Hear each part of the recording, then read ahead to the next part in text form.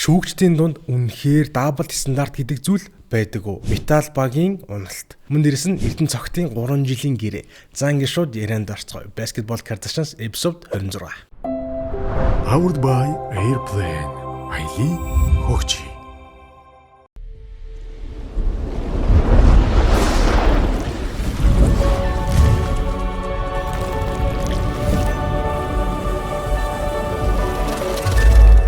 Бидэндээ хамтран ажиллагч Лами.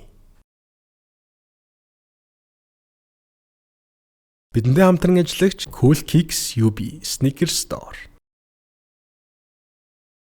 Бидэндээ хамтран ажиллагч San Miguel.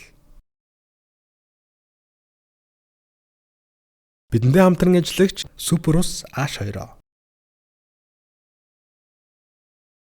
За бидний ихний ярилцах сэдв бол яалцчгүй Эпс болон металл гэдэг багийн цувралыг бол ярихгүй бол алдас болох юм байна. Тэгээд цуврал одоо 3-0 болчлоо. Металл баг бол маш хүнд байдалд орлоо. Тэгээд за энэ цувралыг юу болоод байна? 1 гейм 1 2 3 яг юу болоод байгаа л хэлээ жоохон ярилцаад үзье л да. За гейм 1 дээр бол за мөнгөчин болны Скот бол мэдээж хоорондоо муудалцаад дифлет амжсан. Тэгээд Скотер хоёрын дунд бол зүгээр нэг талбай дээр юм болоод өнгөрөөгөө талбайн гадна хүртэл сториогоор бие биенийгаа ихэд жоохон өдөө хатгаад амжсан. Тухайлбал иймэрхүү сторидыг хийсэн л те. За тэгээд мөнгөчин бол тоглолт дуусаа шууд зүгээр байгаа. Скотыг меншин жагаал нэг тэг гээд нэг юм чимээгүй бай гэсэн эможиг бол хийгээд игсэн.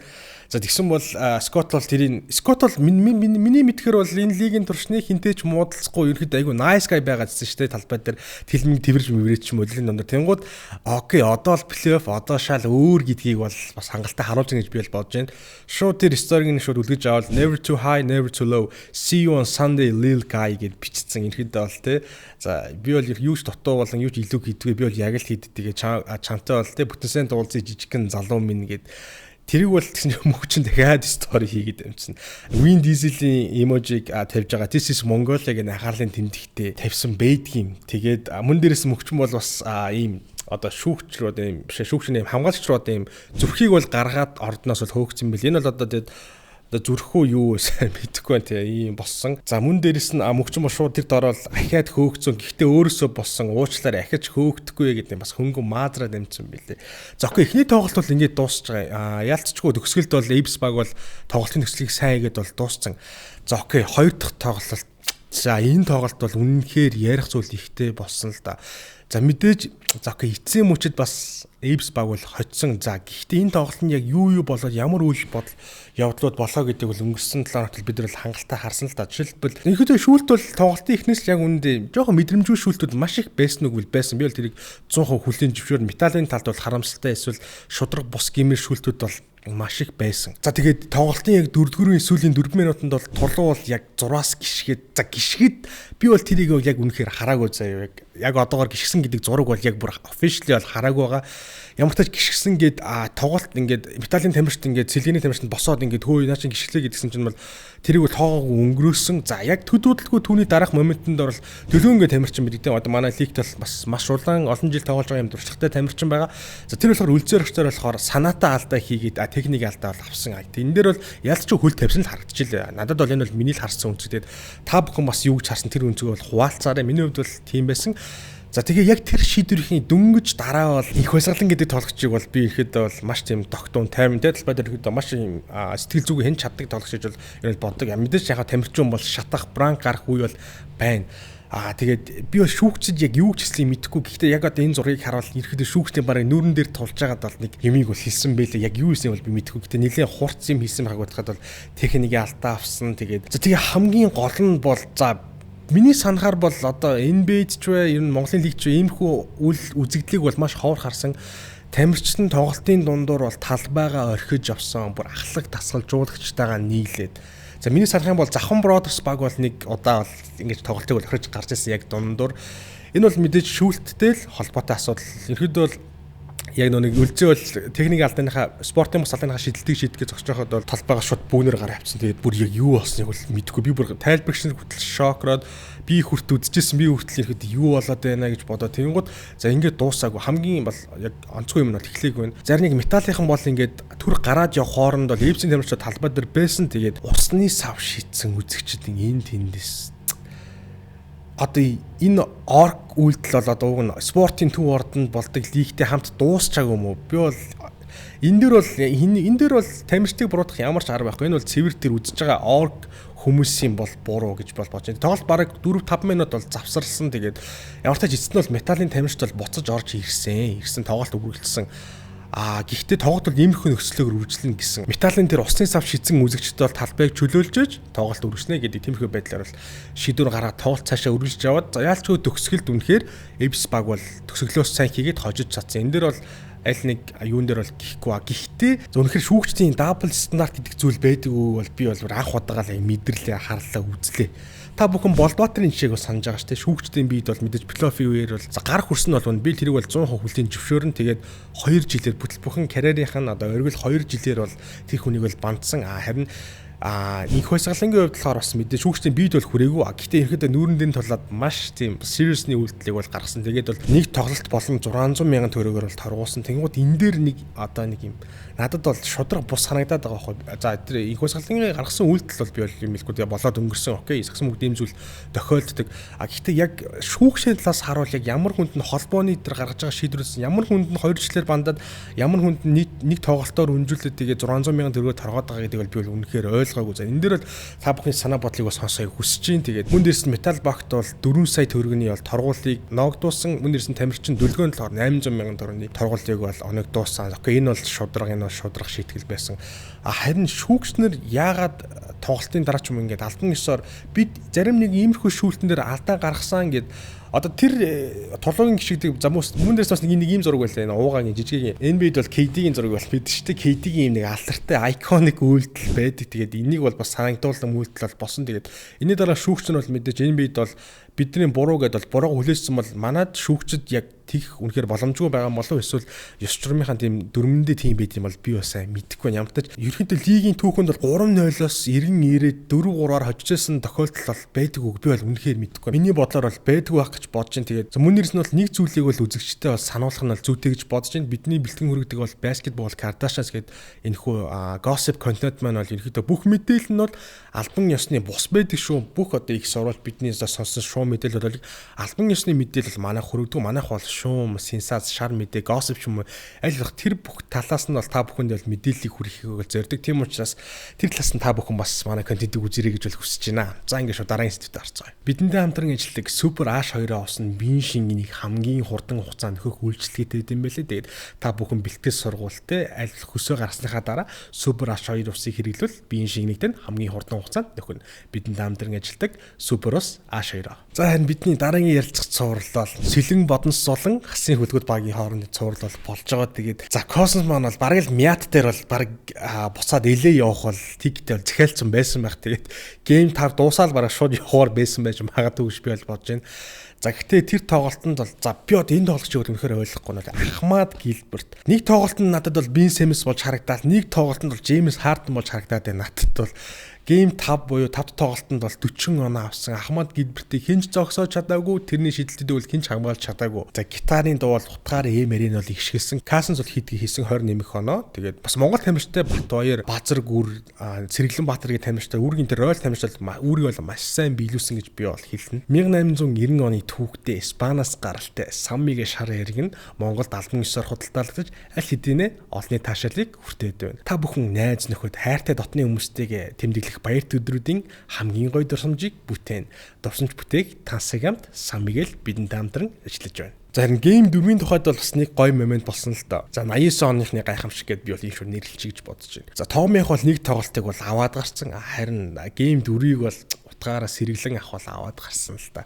Сеги ах хувьд бол тоглолтын дараа л ярилцлага өгсөн. Тэр мөч бол надад бол үнэхээр гоё санагдсан л та. Ингээд манай хүү бол сакс тоглолтод би өнөөдөр л хүүдээ сакс яаж тоглохыг бол үлгэрж харуулахыг хүссэн гэдэг тиймэрхүү утгатай бол тайлбарыг бол хийсэн. Тэгээд ямар ч тэжинд бол маш том хүндлэлийг үзүүлж байна. Тэгээд энэ цуврал бол яаж дууссан бэ бол одоо энэ хүмүүсийг бол хүндлэл хийж бол дуусахгүй байх гэсэн өмнөг үзэгчдийн хувьд бол бүх хүний хувьд бол хүндлэлийг бол хүлээсэн тамирчид. Тэгээд за харин Cosmos-ийн хувьд бол бараг нэг тоглолтод бол нэг техник бол дунд шийдэлж чинь тэгээд зэн цувралын хувьд бол ямар ч тач та бүхэн бол алийг хожоосоо гэж бол хүсэж байна. Энэ би мегастар суперстарыг бол цаашаа финал харахыг хүсэж байна уу? Эсвэл бидний мэддэг системийн докторцсон хасын хөлгүүд багийг бол үзхийг хүсэж байна уу? Мөнөөс хасын хөлгүүд баг бол алхаг коуч бол зөвхөн бол халтсан палаад явуулсан гэтэл бол буруудахгүй. Өмнө жил бол бас ийм зүйл бол болж ирсэн. Тэгэхээр энэ зүйл би бол нэг тийм гайхаагүй.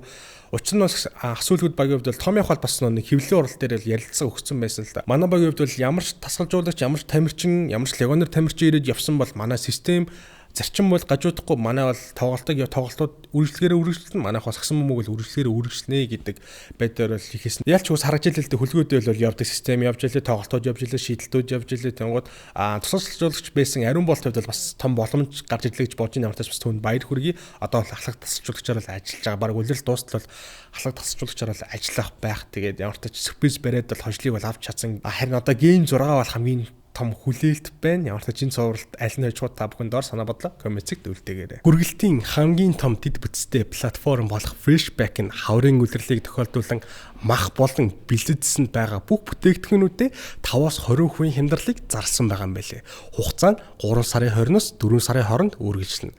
Та бүхэний доорх байрлах description хэсэг рүү ороод аппликейшнаа татаад хүссэн бүтээгдэхүүнээ захиалаад хөрвүүлээд аваарай. Бидэнд хамтран ажилладаг Freshback. За харин бидний дараагийн ялц сэдв бол Эрдэнэ цогт авах бол Knights багтаага 3 жилийн гэрээг бол сунглаа. Тэр Knights баг бол өнөөхдөө улирал дуусаг байхад бол хамгийн шижилт хөдөлгөөнтэй аль хэдийн тоглогчдод аваад чөлөөт агентийн зах зээлээр хамгийн сайн тоглолтуудыг хийж байгаа баг бол мөн яалтчгүй. За Knights-ийн хувьд бол ямар тач тэгээд хамгийн чухал гэсэн үнтэйг бол гэрээг сунгаж чадлаа 3 жилийн.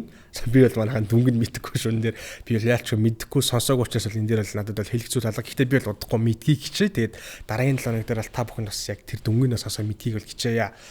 Харин Knights гэснээс бол Knights-ийн уугаах байдаг шүү дээ. Одоо энэ жил уугаа авах болон мөнх болт хоёрын хувьд бол зодог тайлаад зодог тайлж байгаа. Тэгээд дараа өдөр эхлэхэд бол одоо албан ёсны тийм нэг үдэлтийн үжлэг гэх юм уу тиймэрхүү зүйлийг бол тоглолтыг бол зохион байгуулна гэж хэлээд тэнгууд энэ нэг сонирхолтой мэг би сонсон л да. Дархан United баг бол 3 жилийн туршдал одоо уугахаа араас бол гүйд санал тавьж байгаа юм байл. Энэ жил хүртэл саяхан бол улирал дуусаад хүртэл зодог тайлахаа мэдгдсэн байханд хүртэл бол санал тавьсан гэсэн би бол тийм бол дуулсан шүү. Тэгэхээр 3 жил хүртэл бол санал тавьсан байна. Тэгэхээр бол уугах бол стил энэ улиралд би бол харахад бол надад бол дахиад 1-2 жил бол байгаад харагдсан. Тэгээд Дархан United баг бол 3 жил уугахтаа санал тавиад уугах бол данч хүлэмжшөөрөг юм байл. Мөн бидэнтэй хамтран ажилладаг Lamy брендийн weapon 6 төрлийн жимсний хамттай бөгөөд 12,000 соролттой 35,000 төгрөгөөр CU-гийн бүх салбар дэлгүүрүүдээр худалдаалагдж байна. Lamy, Payless, Puffmore. За харин өөр нэг солилцоо 8-ны мэдээлэл гэвэл Завхан Brothers багийн Чингүн. За Чингүний хувьд бол SJBs багтай бол 3 жилийн 300 сая төгрөгийн гэрээг хийсэн гих шомыг бол би бол дуулсан. Тэгэхээр жилийн ойролцоогоор 100 сая төгрөгийн гэрээг бол хийгээд амжлаа. Энэ бол бас магадгүй маш том хэмжээний дүн баг. Ялч Чингүний хувьд бол энэ үйлдэлд бол тоглолтоо бүрэн бол шат ахиусан левел ап хийсэн үйлдэл бол байсан. Тийм учраас одоо бол тамирчныхаа замналд бол бас дахин нэгэн өөр төвшин дахих цаг нь ирсэн гэж би бол харж байна. За тийм яртаж 3 жилийн 300 сая гэсэн шүү. Миний сонсноор бол. Харин цогтаах дээр бол одоо та бүхэн зөв ингийн локер жишээ одоо зүйлээ. За Базаргүр бол бидний сайн мэддэг жишээ бол 3 жилийн 450 сая. За Чингүн бол 3 жилийн 300 сая ингээд бодонгууд за Эрдэнэ цогтаах 3 жилийн бол за миний бодлоор бол нэг 500 нэмхийн гэрээ бол байгаа гэж бол бодож байна. За ихтэй зөв миний зүгээр таамаг шуганахан тэгээд. За тэгээд бидэнд хамтран ажиллах Cool Kicks шүү би бол таны хүссэн бүх бүүзийг бол 7-оос 10 хоногт бол захиалгаар авчирна. Тэгээд та бүхэн тэ мэдэн штэ Ян Беннет Миллер гэдэг хөлгүүдийн тоглогч. Хөлгүүдийн тоглогч яг энэ Kobe All-Star 2-0-ыг бол Cool Kicks-ээс л худалдаж авсан юм билээ. Тэгээд Ян Миллерийн хувьд бол уусаа Пүүсний магнат хүн тэгээд Европ байдаг. Тэнгууд яг Cool Kicks-ийг сонгоо гэж асуунгууд Cool Kicks болохоор ингэж хэлсэн л дээ. Тэгээд яг ч манай болохоор хөргөн шуурхаад тэгээд таны хүссэн бүх сайзаар нь ханаас ч бүх пүүзийн найд дээр нь тийм учраас тэгээд манахыг сонгосон гэж цаач юм бол хэлсэн гэж хэлээд ямартаж бидэнд хамтран ажилладаг Cool Kicks UB. За тэгээд бидний дараагийн танилцуулах пүүз бол Air Force One Carbon Fiber гэдэг нэртэй пүүз байна. Тэнгууд Cool Kicks-ээр болохоор 40-45 ярьсмаар нь бол бүгд бэлэн байгаа юм билээ. Хэрвээ таны ярьсмаар байхгүй бол та ердөө захиалгад бол 7-оос 11 төр хүрээд ирнэ. Тэгээд Cool Kicks бидэнд хамтран ажиллаж байна. Хаягийн Jam Palace-ийн 4 дахорт 406. Cool Kicks. За тэгээ бидний дараагийн ярилцах сэдэв бол 393-ын шгшээ багтаа маань бол холбогдож байна. Тэгээд яг юу болоод өнгөрөв юм. За окей. Мэдээж Хонконг ч юм уу те хожих өстой баг Азийн багууд бол окей хоцсон. Тэгээд ерөөд Азийн хамгийн том өрсөлдөгчнийг бол Австрали гэдэг улстай бол тоглосон. Тэгээд 21-7-гийн харьцаатай бол дуусан нэр тоглолт. Тэгээд за би бол энэ тоглолтыг бол бас за окей хожигдож болно Австрали зөө. Гэхдээ бас арайч тим онооны тим ур чадрын зөрүүгээр хожигдно гэж би л үнэхээр боддог. Ягаад гэвэл лиг эхлэхдээ одоо энэ топ төвшин тамирчид одоо анан дэлгүүн ч юм уу бүгд ингээл багаас ерөөдөө бол энэ жилдээ болоод тэгээд зөвхөн 3-3 та фокуслаад бүх анхаарлаа удирдлагын туш тийч бол хандууснаг байл хандуусан бэлтгэл те. Тэгээд 30 багийн бүрэлдэхүүний үед бол ямар ч дөлгөө маань бол орж ирсэн. Дэлгөөний үед бол яаж ч самбардаар л үнэхээр л эзэрхийг бол байл. Дэгийн хувьд бол жоохон бэртлийн асуудлаас болоод шишээ багтаагүй бол экватор ах болохоор шинэ А болсон юм билээ. Артаж бас баяр хүрхэн зүйтэй баг. Тэгээд бүрэлдэхүүний хувьд надад бол тийм ч муу бүрэлдэхүүн биш. Надад бол харин ч ихэд хурдтай шидэлтэй санагдсан. Тэгээд ялч Австралитай тоглодог тоглолт дээр бол анандын шидэлт бол үнэхээр унаагүй. Мөн дээрээс нь одоо энэ тоглолтын арга барил ашиглаж байгаа хөлбөрүүдийн хувьд бол надад бол хэлэх зүйл бол надад анзаарсан хэд зүйлс бол байна.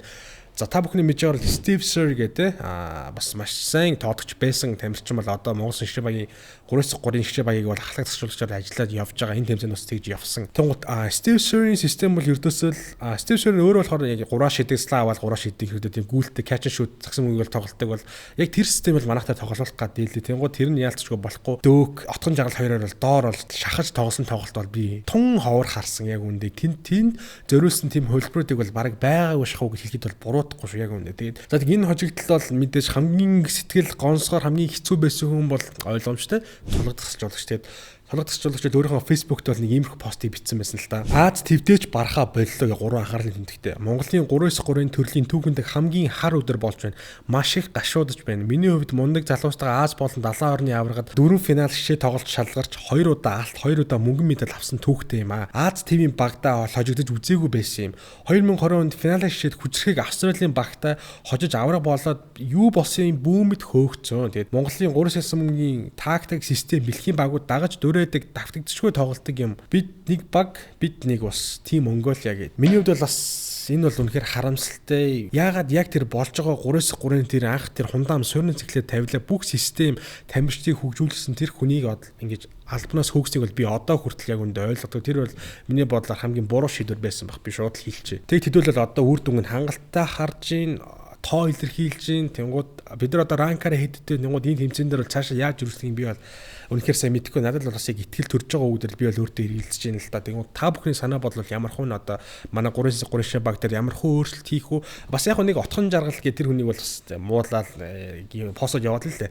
Окей, самбар доор юм уу? За хамаагүй сагсан мөнгөд аллах гэдэг зүйл бол угаасаа байдаг зүйл өмнөсөндөө байсан гэсэн зүйлхээр энэ дээр бол ямар нэг юм бол маргаан бол байхгүй. Харин дасгалжуулагч чинь тактик комбинац дээр бол надад бол яг үндэл таалагдаагүй. Цагийн явтач basketball Kardashians episode 26 байла. Powered by Airplane аялын хөгжийн өрөөтэйгээр явдаг байгаа. Мөн манай контент хамтран ажилладаг Cool Kicks UB Sneaker Store, Lamy Branding Web, Spanish Sharex San Miguel, Superos H2 мөн хүргэлтийн хамгийн том дэд бүтцтэй платформ болох Freshback application бидэнтэй хамтран ажиллах гэдгийг дуулахад бол таатай байна. За ингээ basketball Kardashians episode 26-та дараагийн эпизодоор уулзцай. Түр баяртай. Powered by Airplane. Аялын хөгжий.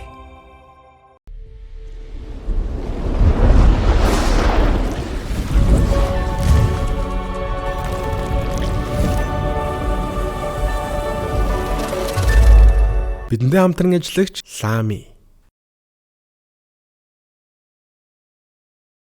Бидэндээ хамтран ажиллагч Cool Kicks UB Sneaker Store. Бидэндээ хамтран ажиллагч San Miguel. Бидэндээ хамтран ажиллагч Superos H2.